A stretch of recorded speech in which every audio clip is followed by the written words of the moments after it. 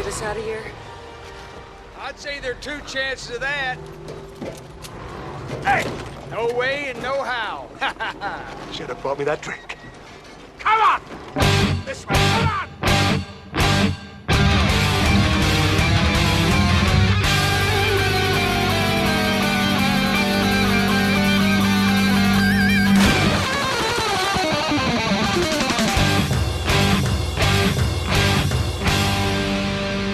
Welcome to the Mad Max Minute Presents Waterworld H2O Minutes at a Time. I'm Rick. And I'm Julia. And today we're talking about minutes 113 and 114, which begin with Enola appearing concerned and end with Deacon telling Helen he wants to kill the mariner.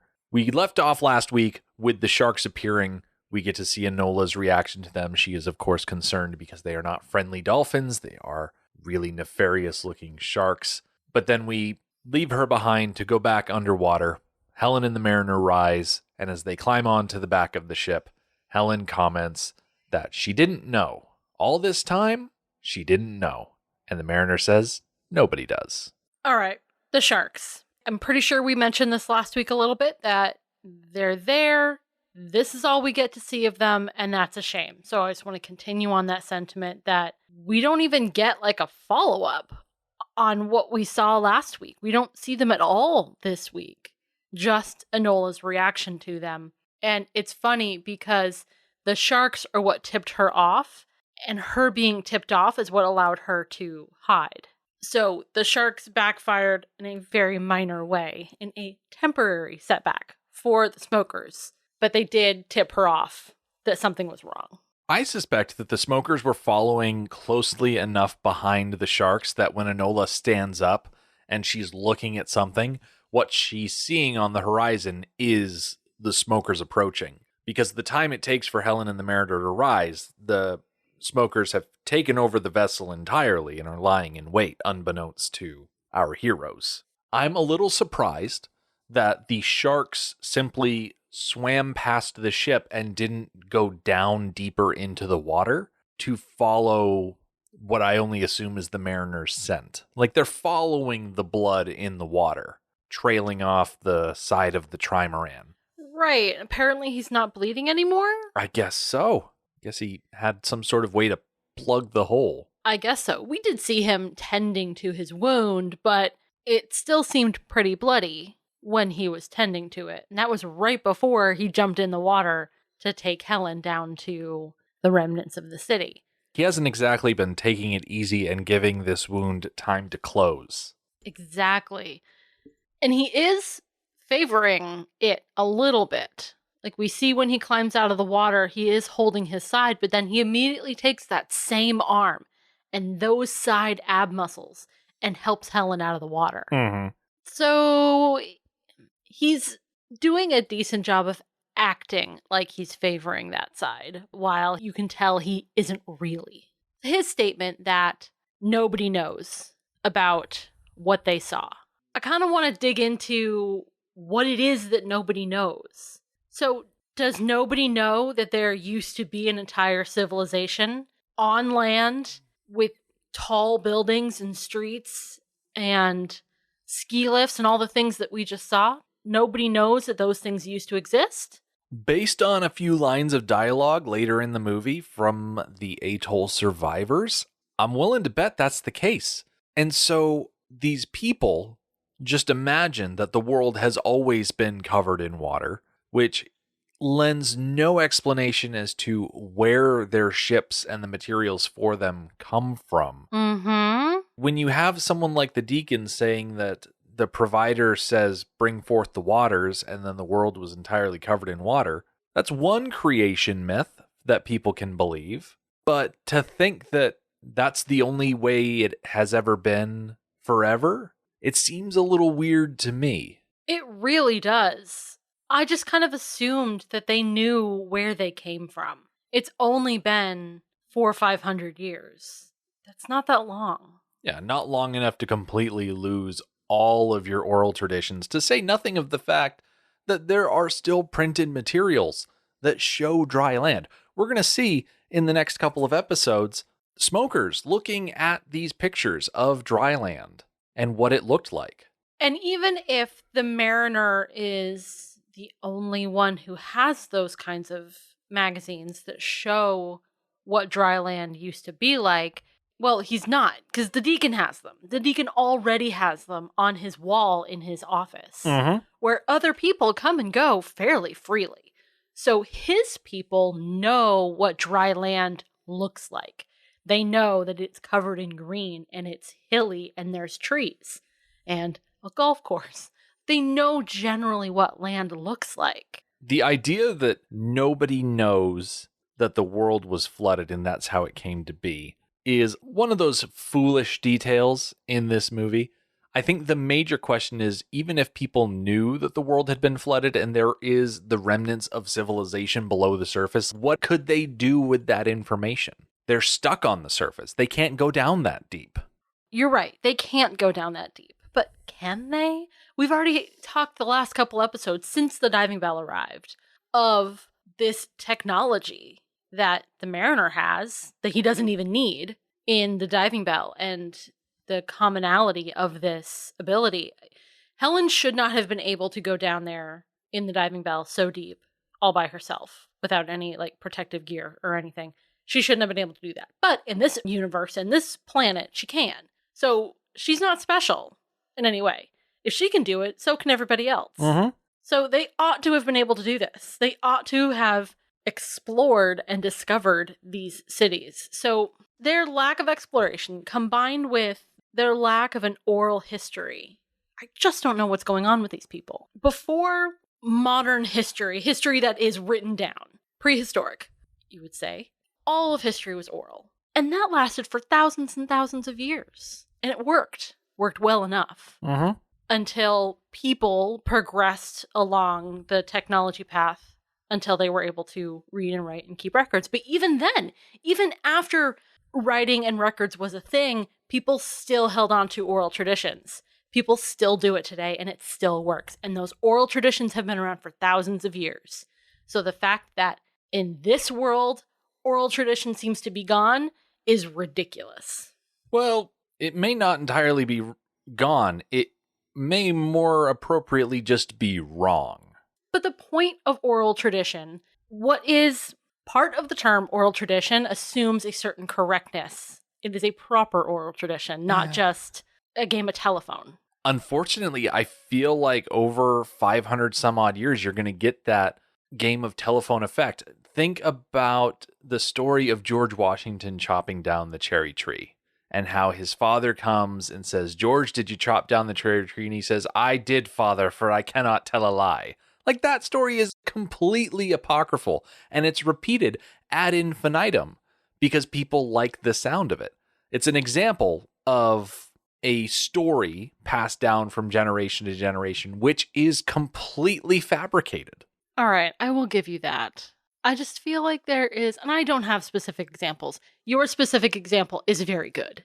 I do not have examples, but the world has been relying on oral tradition for so long that it has to be better than that. That system has to be better than that example. The people in this world should be better than this, specifically because the ability to read is still a thing.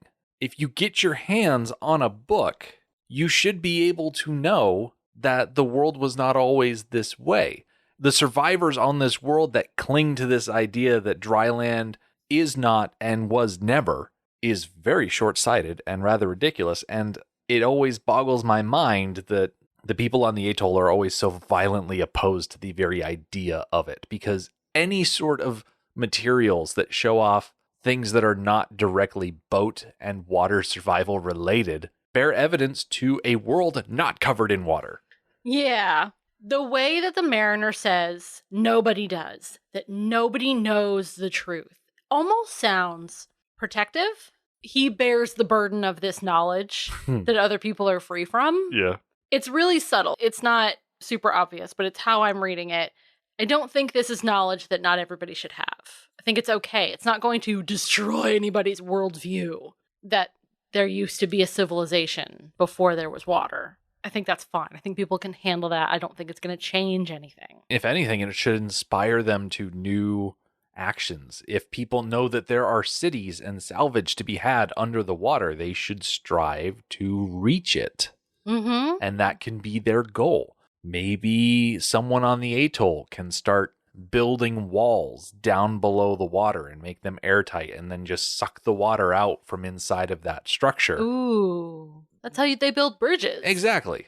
I don't know what those structures specifically are called. Struts? Basically, they're giant panels that they drop down into the water and they seal them all up and then they pump the water out and you've got a clear shot down to bedrock so that you can build up the pylons of your bridge. Yeah.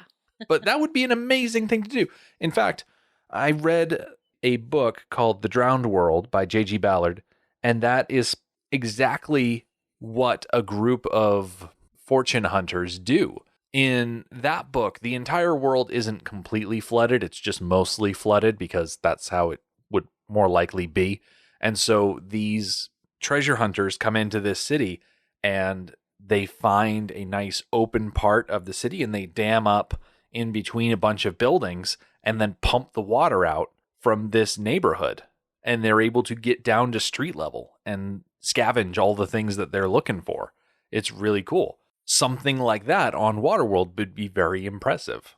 Yes, it would. It would also give you a lot more real estate because you don't have to worry necessarily about building up and tipping over. If you build down into the water, it's a bit more stable. You want dry land, you make dry land. Exactly. Speaking of people who want dry land and probably could do very well to make their own dry land with the amount of pillaging they do, the smokers arrive. And Helen asks, "Do you think, the mariner, can you get us out of here?" And the Deacon steps out from behind the mast, very cool, saying, "I think there are two chances of that." The mariner tries to act fast. He tries to grab at a weapon, but the Nord is right there, stopping him from pulling anything tricky. And the Deacon finishes up by saying, "No way and no how." I love how the Nord is always so delighted with himself. And of course, he has a quippy line, "You should have bought me that drink." This statement supposes a very different story where if the mariner wasn't such a sourpuss, if he was a more friendly guy and he had bought the Nord a drink back on the atoll, perhaps they could have struck up a bit of a friendship. And then instead of the mariner teaming up with Helen, he teams up with the Nord, and the story becomes him working together with the Nord to save all of the people who are trapped on the D's because it's overcrowded. And so the two of them work together to find dry land for the sake of all of these people, these women and children and working stiffs that just want a good go at life. That is quite the imagination you have there. Yeah. And maybe if the Deacon is such a bad dude, maybe the mariner and the Nord could team up and take things over and the Nord would prove a better leader somehow. I'm not even sure how to respond to that. That would certainly be a different movie. Oh, absolutely. As evidenced by the rest of this clip and the lines from the Deacon, I'm just not sure anybody can match the Deacon for charisma. I'm not sure in any alternate storyline anybody could take over and depose the Deacon because the Deacon is so stinking charming.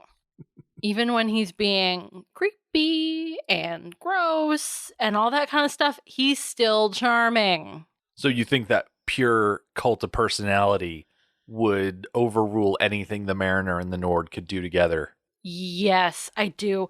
The Nord, he wants to be charming. You can tell there is effort there where he is trying to be friendly at times, trying to be pleasant, have a chat.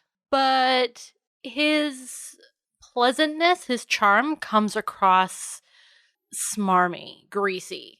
It just doesn't come across as, "Oh, I know you're bad, but I'm really enjoying you on screen," the way it does with the Deacon. So yeah, the cult of personality is such a thing that it can't move from the Deacon to anybody else. It's so strong with the Deacon. I guess the situation I imagine where the mariner and the Nord are working together in order to bring about a regime change with the smokers is that the Deacon operates on promises and requests for faith, where if the Nord and the Mariner were able to show off some action, some tangible example of what they're capable of. That's very true. The Mariner, in particular, has no interest in promises. He has no interest in faith. Things are the way that they are right in front of his face. His world, his trust, his faith, his hope is all in his boat because that's what's right there. That's what he has put together. It's what he has maintained. It's what he has depended on up until a couple weeks from now. So that's what his world is. If he were in a position and a temperament to actually help other people, he would produce results. And he would say, hey guys, look, I was able to salvage enough from the bottom to make a boat and another boat and another boat. So let's make our boats together and go, I don't know, look for dry land because we're going to kidnap Enola anyways. Not sure, but yeah, my speculation about the Nord and the Mariner joining forces because of the Mariner not being such a sourpuss really doesn't allow for, well, how do you deal with the whole Enola situation? But it's just a thought. Yeah.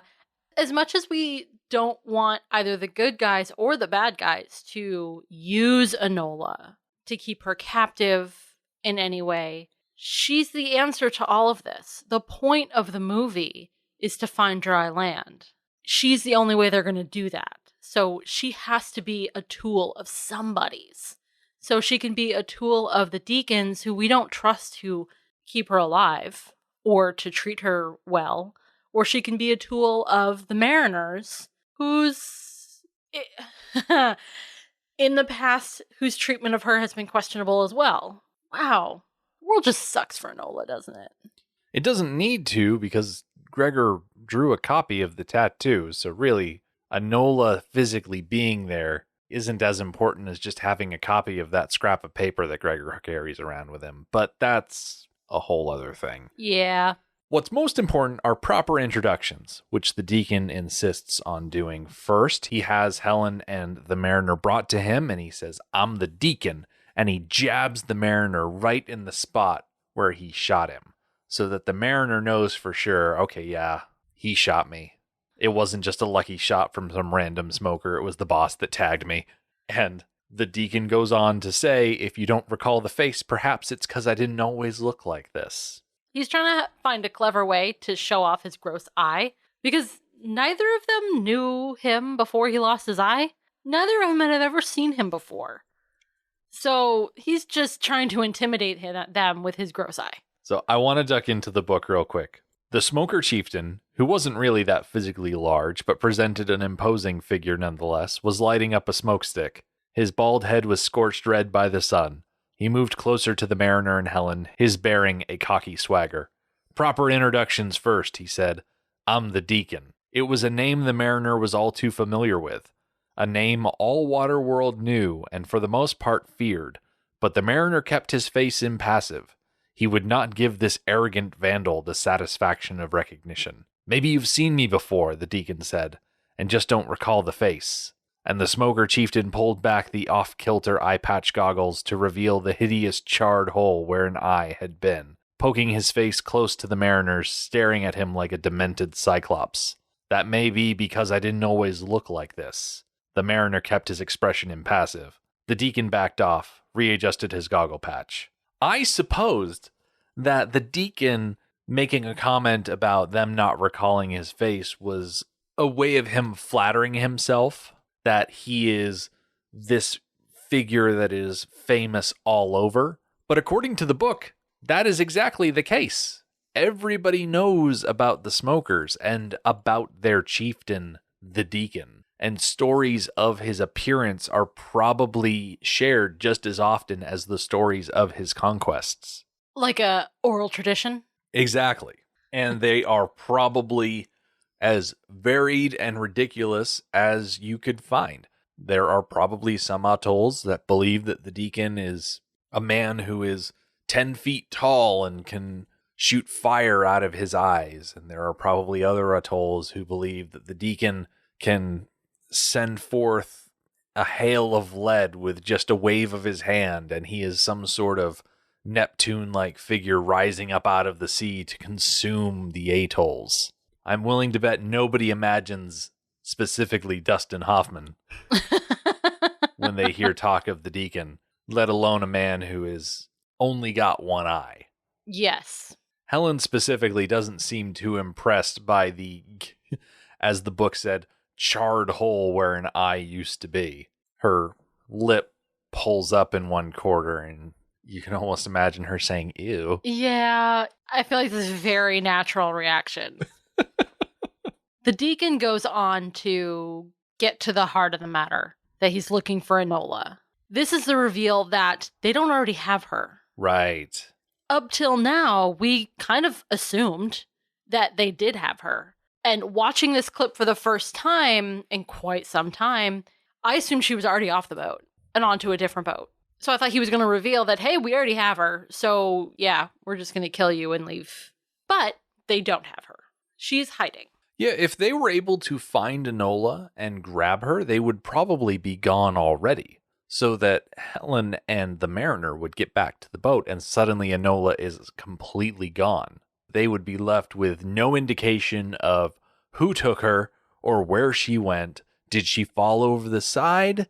They wouldn't know. And it would be this grand mystery with no hope of finding her again because they wouldn't have any leads unless a smoker left behind a smudge of gasoline. Right. Some sort of tiny clue. From the smoker point of view, I love that idea. I love the sneaking in and out, doing something, taking something, leaving something, whatever, and nobody ever seeing you. Love it. And then from the Mariner and Helen's point of view, nothing is more terrifying. It's lucky for Helen and the Mariner that Enola saw the pirates approaching and had the presence of mind to find a hiding spot, and found a hiding spot that was effective enough to evade these pirates that are tearing the boat apart trying to find her. Right. They've already been all over this boat, and there's not really that many places to hide. So they should have found her by now. Yeah. And maybe they haven't been looking too hard because the Deacon specifically says, we could tear this boat apart looking for her, but I'd rather somebody just tell me where she is. Yeah. So it's possible that I was giving them a little too much credit, and they basically boarded the ship, took a cursory look around, didn't see her, and figured, we might as well wait around. Why expend the effort to actively search for her when we could just hope that someone will come along and tell us where she is? Right. It was quite possible that Enola was down in the diving bell with them. Mm-hmm. So they get on the boat. There's nobody here. They see the winch. They see the depth gauge. And while they may not know what it is, they probably do have at least a vague idea of what this contraption is or does. They see it is coming back up. So Enola's not here. There's a decent chance that she's on the other end with everybody else. Wherever this rope is leading, that they're all there. Right. So they gotta wait for the rope thingy to come back. So this scene is slowly evolving into a repeat of what we saw in the aftermath of the atoll attack, where the Deacon has two people left behind, and he says the first one that tells him where Enola is gets to live, and the runner-up, well, there are no runners-up.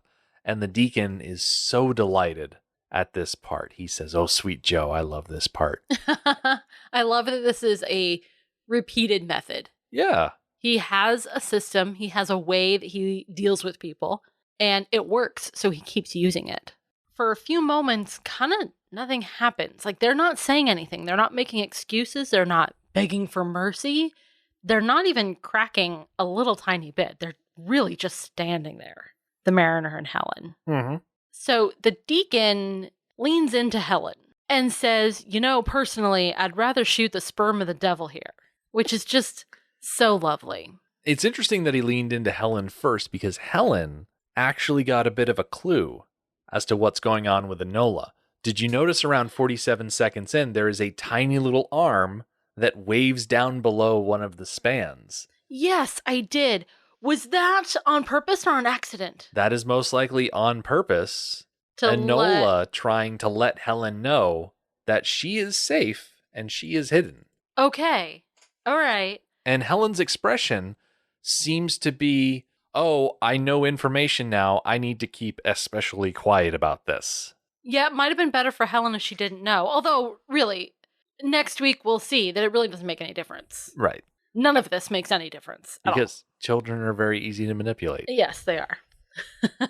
So the Deacon is of the same mind, which we've seen before, of the Atollers.